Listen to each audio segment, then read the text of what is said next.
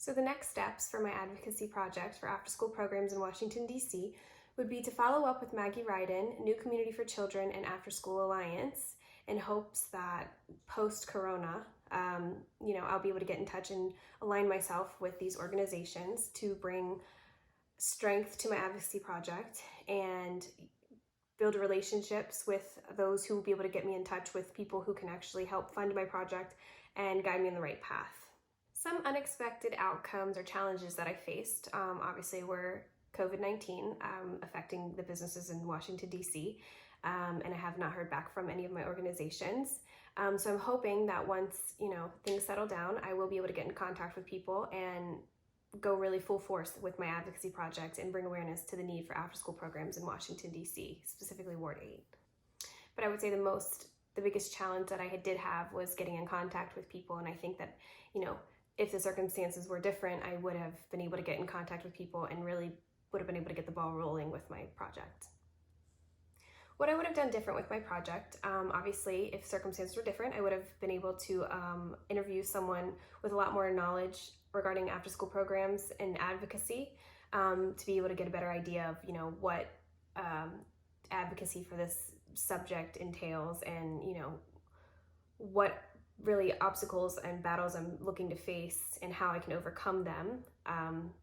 with bringing awareness to this subject. Other than that, I really feel like I have a strong action plan and I have set very reasonable goals, yet they're strong. And I think that once my advocacy plan does start getting the ball rolling, I will be able to make a difference in the lives of a lot of children in Washington, D.C. The impact that this project has had on my present life,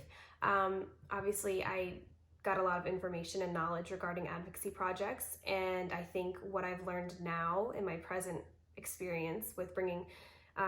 as a director of an after-school program, I do know that these programs hold a lot of value in both parents and children's lives. So being able to create an advocacy project for lower income areas in Washington, D.C. really gave me a great experience on, what details need to go into a project and how you need to map one out in order to make a difference. And then I think in my future, my goal is to work in international education in developing countries in the Middle East and Africa. And I think having advocacy projects or having knowledge of how to create an advocacy project and implement one really will come in handy when I work in international education and need to bring awareness to a lot of problems that are going on overseas in the educational system. Like I said, being the director of an after-school program, I do know that these programs are very important and are a staple in a lot of parents and children's lives.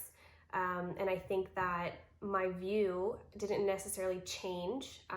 regarding this topic. However, I did learn that there are a lot of children that do not have access to these programs. And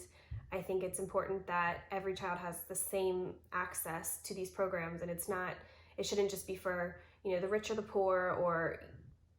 certain students. It should be for everyone. My participation in this project also affected my view on other topics because I realized that there's a great need for advocates for so many different areas, and there can never be enough advocates. And if anything, when we come together as a group,